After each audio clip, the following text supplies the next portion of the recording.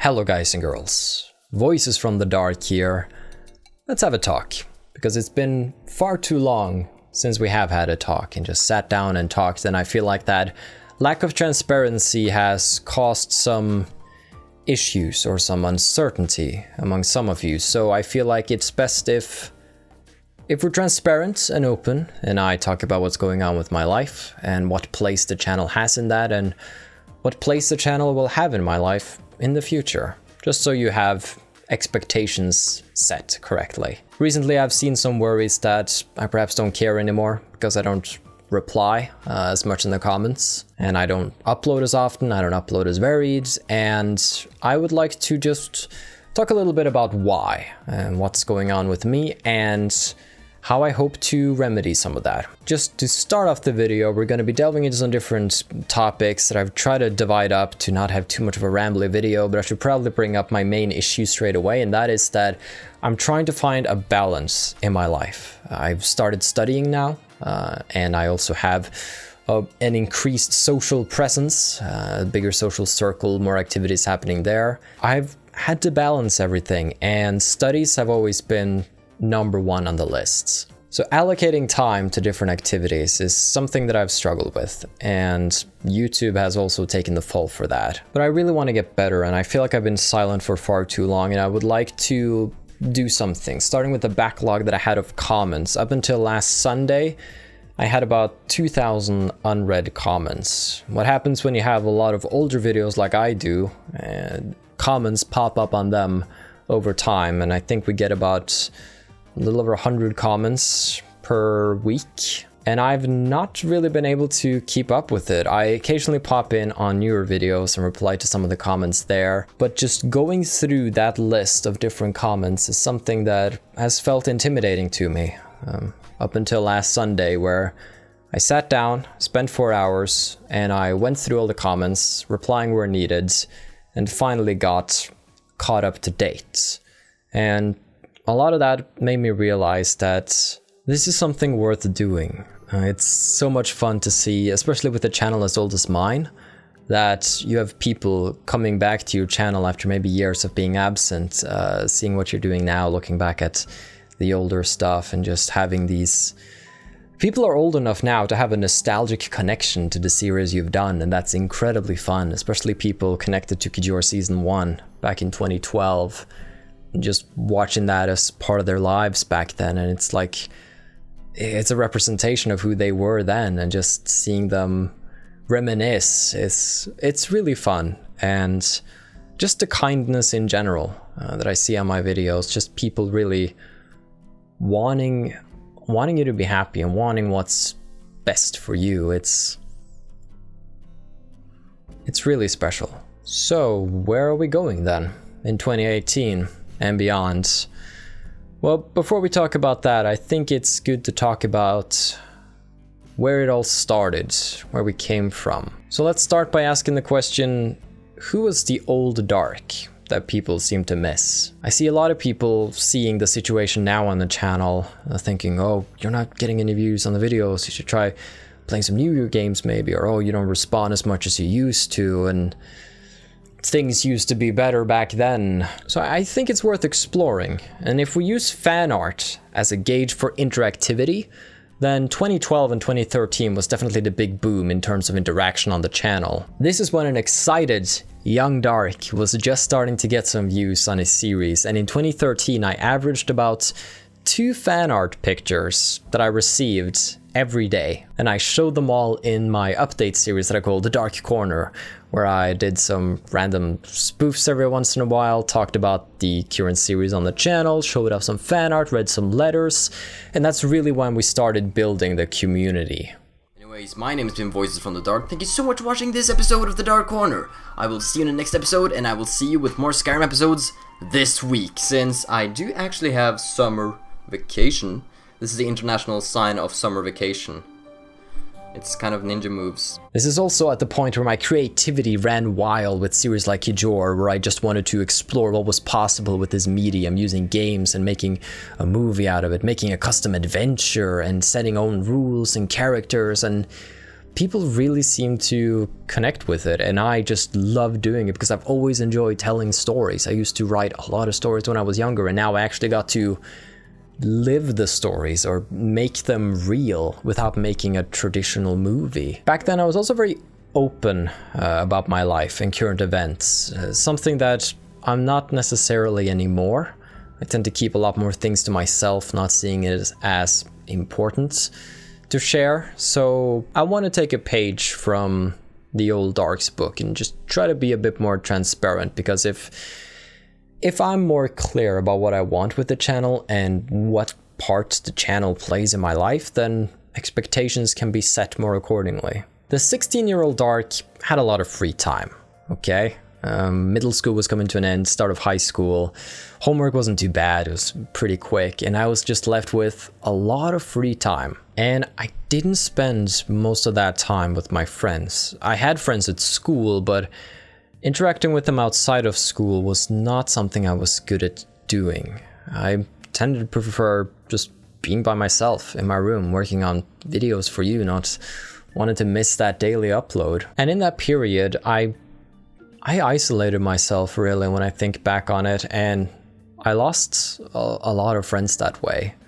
People came to realize that, hey, there's no point in asking Carl if he wants to come out and play, because you're gonna get a no either way. That was my response to social interactions, to social events. It was a no. I was really socially anxious at that time, and any opportunity for any discomfort socially, it just triggered me, and I was like, I'm going home. And that's where I stayed, and that's where I made a lot of series that resonated with some of the older viewers now. So my social arena was definitely not optimal, and so I got my social needs fulfilled elsewhere. I got it through the channel, through the interactions with you, talking with you, playing games with you, and I made a lot of good friends as well, just through the channel and through meeting people, and that's where I got most of my social needs fulfilled back then. So if we move further on, we have 2014 through 2017, which still saw a lot of engagement fan art wise, a little less, about 100 pictures every year, and then the views were at pretty much an all-time high. We did lots of different series, different genres, different games, just trying out different video formats and really experimenting with all of it and making some pretty interesting stuff along the way. Then towards the end of 2017 and then the start of 2018, that's when the uploads kind of started dipping. The variety went down, the upload rate went down, and in 2018 I've uploaded about 40 videos so far. And that means I've uploaded one video like every 5 days, where in the past I've had a near daily upload schedule. So let's talk a little bit about what my life is like right now. I'm entering my second year of game design here in Oslo, and I'm enjoying it so much. My first year was a lot of fun, just learning the basics of everything surrounding video game developments, you know, how to plan deadlines and how to make great designs and how to cooperate with a team, and it was everything that a budding developer would want to know. And it all took place in just a great atmosphere as well, because my class is just the greatest bunch. And I'm not just saying this in case any of them watch this, but I haven't really had such a bond with a class before. There's something about just staying late at school, cramming into the night, trying to get that final game prototype up all nice and bug-free. As you just see the deadline approach, it just builds this bond of camaraderie. And of course, with game development requiring so many different talents, being able to form a group with, hey, I know that girl's really good at drawing, I know that guy is awesome at animating, you know? And then you just pick and choose and just make your own little team, and it's basically where most of my time goes. And I've sort of been specializing a bit in just the programming side of things. I really enjoy programming, and like any skill, it takes a lot of time to get good at. You gotta practice, and you gotta spend loads and loads of time to maintain the skill and get better. And I feel like there's something that's clicked recently in my head where I'm like, I get it. I'm really starting to get it, how I can develop a system, how it can go from my mind into something that works in engine. I'm using Unity, and I've made a couple of small games and prototypes so far. It's been a lot of fun. Sometimes I even try to take older games, like the Harry Potter game on the Game Boy Color, and see if I can recreate it, rebuild the system. Sometimes I try to make original games like Bobo Bounso, a game about a freaking adorable clown that I made as part of the end of year project for the first semester of the first year. That's really my new passion. I post some of these games on itch.io, where I have a user now. I think I only have like 3 games up there. Working on a 4th one. They're mostly just small prototype thingies, not huge expansive games, because I have a motto of just making lots of smaller projects that focus on a couple of things or just one thing, and then just making lots of those and finishing those smaller projects rather than taking on huge projects that just end up going nowhere. I'm also spending a lot more time reading. I have a lot of different books that I've gotten for my studies on game design, level design, narrative in games, all manner of game-related theory. And when you combine that theory with just the practice of sitting down and making something and having trial and error experiences with groups and learning what works and what doesn't, it's so much fun. I can spend an entire day at school, as I do sometimes, just cramming for a deadline making a game, just morning until evening working on it, and when I come home and just collapse, I'm just satisfied.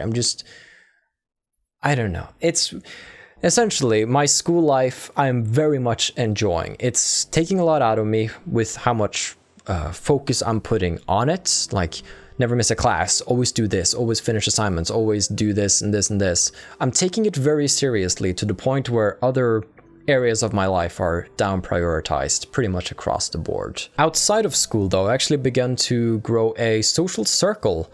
I started growing a few years ago, where I started to get in touch with the Norwegian YouTube community.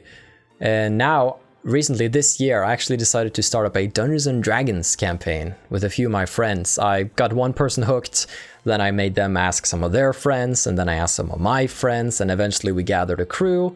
And now we have a 5-man group with Dungeons and Dragons. We've streamed some of our sessions over on Twitch just to sort of experiment with it and see how it goes, but we have 2 of the players who are moving away now. We'll have to switch to digital platform. I'm planning a new campaign for that, so that's taking a lot of research, and that also takes a lot of time prepping for those sessions, but that's also a lot of fun. That's another way for me to share an experience and make something. You're probably seeing a thread here on what I like to do. I like to create things, which is probably why I started YouTube in the first place, but I have different mediums of doing it now, not necessarily just through video, and part of me just forgot how much fun it can be to do it in the video format as well. So the main thing that's really changed from 2012 Dark is really how much more active I am in the social arena. And I know that I can't afford to let myself say no to these things or to down prioritize them too much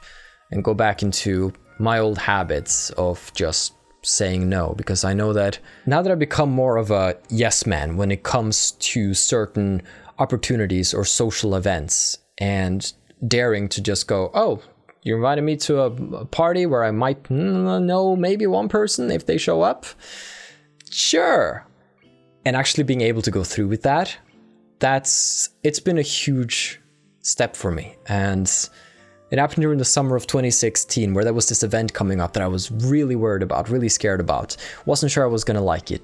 I was so close to just giving up and just calling in sick or calling it quits, whatever. And your brain makes up all of these reasons that you should not go. Oh, you should just stay home. It's much safer here. Watch some Netflix, just play some games. Trying to keep you from potentially experiencing a uncomfortable situation. But if you defy that voice and you go out and you do the activity, you have so much to gain. You don't have a lot to lose, but you have so much to gain. I met new friends that day who introduced me to other friends. I met friends through those friends and went to events. And then from there, my social arena just grew. And that was so important to me. That was really a turning point, because early Dark, peak period Dark, he was quite lonely. It wasn't really the same getting the social needs fulfilled through YouTube. And I remember a few summers ago, I was incredibly lonely. I had the entire summer in front of me. No plans, no friends to really call up, and it was just me, my room, and my microphone. And the silence. And that was what I had. And ever since really getting that social circle up and running, I've realized how much I've missed by not having it. So while a lot of people look at the early days of Dark as my greatest peak, in many respects, I believe it to be my lowest low. Because I was not happy. But I feel like we're sort of getting off on a little tangent here, so we'll try to redirect this conversation into something that's relevant. So let's talk about what physical, tangible changes will I make going forwards. Well, first of all, I want to get better at reading comments. I can't have another 7-month gap where I don't touch comments and then end up with 2,000 of them. I think me falling behind on that one is one of the reasons that some people felt disgruntled or ignored, because, well, technically they were, but not intentionally. And I really do get the feeling, because back in the day when I was more of a viewer than a creator, there were some YouTubers I watched, especially one where I really enjoyed his series. I just watched it religiously, and I sent him a personal message on YouTube just saying something like, hey, really enjoy your stuff, keep up the good work, maybe asked a question, I can't remember, something along those lines. I sent it, days went by, weeks went by, months went by, never got a reply. And that hurts. Even though I know I've probably just a message drowning in an inbox of other messages that weren't read, not really maliciously ignored, just a part of the sea of information and contact that this person didn't engage with at that time. And I know that's not really a good feeling. And at the same time, I know the great feeling when somebody actually responds to you, when you leave a comment and the creator responds. That's really fun. So with that knowledge in mind, I've always strived to try to communicate as much as possible and reply as much as possible. I think I lost sight of that for a little while, but as I said, I'm going to try to reprioritize a few things, and hopefully we can make YouTube more of an activity that I can do to have fun. That's what it should be. It shouldn't be work. It should be fun. So I plan to read through the comment batch at least once a week. I won't really let it build up too much. Should be about 100 comments or so in a week. So the more I go without reading, the more comments I have to scroll through on the page, and it gets to the point where the page just starts lagging because you're so far down the page. So that's a good sign you've waited too long. Now, speaking of other changes, I have been considering ways of making videos about my game development stuff. The games I'm making, projects I'm working on, maybe make a game along with you, something along the lines, but I'm not sure what format it should be, and I'm not sure if there's enough interest. Part of me is worried that if I try to do it, there won't really be any interest, and I don't know. If you have any interest in just my game development stuff, and you have any ideas for how we might engage with that and maybe make some content out of that so we could combine studies and YouTube into one, I'd be happy to hear it. Let's talk about video games, shall we? Specifically the series that are on my channel, starting with Persona 5. This one is a tricky one for me, because it's a game that's critically acclaimed, widely praised, and even I was very hype about it because I just saw the mix of, hey, turn-based RPG, a very nice art style, semi-visual novel-ish with the dialogue and such. But all of those influences and the hype has just left me very unsure of what I wanted the experience to be.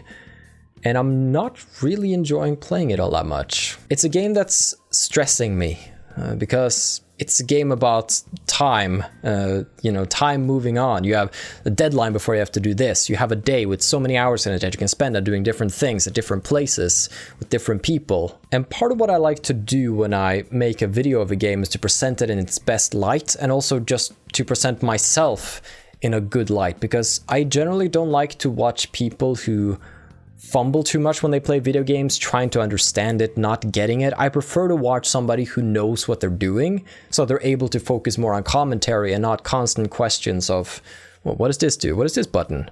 And I feel like I'm at that stage myself. There are so many systems in the game. I'm still in tutorial town, and I feel very overwhelmed by it. And part of me thinks that I would have enjoyed the game more if it was something I just sat down and played casually on the couch, as compared to making a series of it. And especially considering its huge length, like 100 plus hours for the campaign, it's very daunting.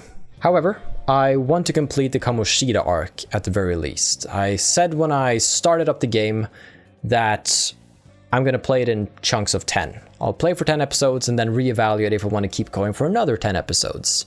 Because then I set expectations correctly, so people don't assume that, hey, he made episode 1, that means he's also going to make episode 157. And I have more of a way out if I end up not liking the game, which could potentially happen. So I want to work my way up for a few more episodes and see if I have a change of heart about the game. And if not, then we'll probably look for something else to play. I know a lot of people like it, that's totally fine. Your opinions and your enjoyment of it is totally valid, but the combat and it's not really gelling with me. Not at the moment. So, Bloodborne, Life is Strange, two quite different games, but still two games I enjoy playing. You might not think so, considering how rarely I upload them, but when I'm first sitting down playing, I have a good time. It's just a matter of getting to that stage. But I enjoy those games, and I do intend to see them through to completion eventually. There will be more varied uploads now going forward. I will sit down and try to get more of a routine going there. Champion a serial challenge in Oblivion? Still a blast to do. I'm surprised it's still fun after 139 episodes, but I'm enjoying it. And if you're enjoying it, we're gonna keep playing. Now, I don't know if I'll ever stream again. You might remember that we were streaming Beyond Skyrim Bruma. We were streaming a lot of Skyrim in general, and I don't really have the time or the space for it. I don't feel like spending the evenings doing that. I would rather do something else, read a book, code something, something. Streaming itself is a little stressful, I feel, because it's a constant need to be on. I can't just, I'll do it another day, or just restart and try to go for another take. And Skyrim and I, we have a bit of a rocky relationship. It's not really healthy. You know, we get back together, I'm thinking, oh, it's going to be like the good old days, but same problems are still there, and you drift apart after a while, and you know it's not good for you. I also recently reinstalled everything on my PC. I brought over most of the important stuff, but all the mods for Skyrim and such a cluster in different folders that I just couldn't be bothered to bring it over. All the saves are in the cloud, but they have mod dependencies. I'd have to reinstall the mods and hope that it's a bit of a mess, and so I wouldn't be holding my breath for more Beyond Skyrim Bruma. I've also gotten questions about older series of mine, like Morrowind, people wanting that. I did a brief series of that, about 25, 26 episodes or so, where I played with Brynjar Einarsson, was that his name? A Nord. It was enjoyable. I wanted to give Morrowind a shot, see what it was like, and after that amount of episodes, I felt like, hey, I've gotten a little glimpse of what Morrowind is like. I've had some fun. Now I don't really feel super pumped to continue. I'm gonna take a break here. I'm not really super keen on jumping back to Morrowind immediately, because I have enough trouble just finishing the series that are on my channel right now as it is, so starting up more, especially long RPGs, that's not really on my to-do list. But what about other games that come out in the future? There's games like Valkyria Chronicles 4. You know, we played the original Valkyria Chronicles on the channel, and I just loved it. I got all the Steam achievements, played it on different difficulty levels, and we got all of the highest grades on missions, and we completed the game to its fullest, because that's how much I enjoyed it. And Valkyria Chronicles 4 looks to be the same as the first game. The second and the third, I believe, were handheld versions that didn't really grip me as much. And usually I would just jump at the opportunity to play something like that, but now I'm just thinking, is there space for it on the channel? Is there space for it in my life? Because every new series I start, I commit something. I make a promise to you in some way that there will be videos of this coming up. And if I don't provide that, then people get disappointed. I don't want to disappoint people, and so I just tend not to start it at all, really. Unless something else changes and I get some more space on the channel, then I don't really know what's going to happen in newer games. we'll just have to see what the future holds. So, in conclusion, I would like to apologize for not being as transparent as perhaps I should have been, to avoid some misunderstandings, and should have communicated more clearly, but hopefully this video clears up a few things. I will try to upload more coming up, but now I've discussed why I haven't uploaded and what might be potential hindrances in the future as well, because my life's gotten busy, and in many respects I really like it. It's in 2012 and 2013, I went to school because that's what you do as part of growing up, but now it's like, this is my choice, this is something I'm actively pursuing. I'm building my social arena. I actively went out and gathered a group to play Dungeons and Dragons, and that's not something I would have done before. I feel like I'm taking steps and actually actively doing something that I feel is worthwhile. And I'm really in a better place than I was at my peak YouTube period. Now, that's not to say that those two things are exclusive, peak YouTube and being healthy. I just have to try to rebalance YouTube and integrate it a bit more into my life. And as I said, maybe try to make it something that I see as a relaxing activity. Like, I can sit down and play Bloodborne and be viciously hunted by hundreds of terrible monsters in a dark dystopian land. Maybe not dystopian, but you get what I mean. So that, along with Persona 5 and the other games on my channel, I want them to reach a good conclusion. I like journeys that have a proper ending, which is rich coming from me considering how many series we've started that were never finished. So if you see someone despairing in the comments that things aren't how they used to be, then feel free to send them this video, because knowing is half the battle. Hopefully this video helped clarify a few things, and I'd just like to thank you for sticking around. It's wonderful to see people in the comments perk up whenever a new upload happens, or angrily yell at me because I'm posting something when they're in the middle of their assignment so they get distracted. It's wonderful. If you find yourself without anything to watch, keep in mind that there are thousands of videos on my channel. You might want to go back and check some of the old playlists, see if there's something there you like. Just don't go too far back, okay? There are high levels of cringe back there. I'm just warning you now, just up front, just so you know. That'll about wrap it up for today. Thanks for staying until the end. Have a still good day, take care, and stay awesome. But most importantly, everybody, stay dark. Goodbye.